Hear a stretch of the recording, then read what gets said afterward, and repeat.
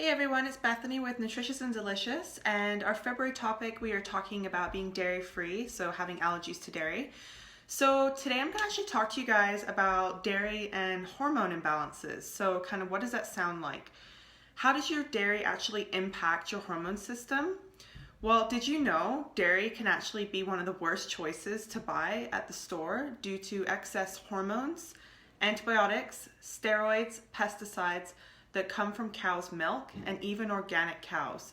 So cows are nearly actually pregnant 300 days a year, and the more times they're pregnant in a year, the more hormones they actually produce in their milk. So that goes into our bodies.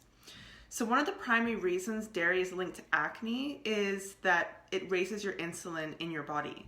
So if you already have insulin resistance from type 2 diabetes or PCOS, which is polycystic ovarian syndrome for women, it gives you more reasons to stay away from this.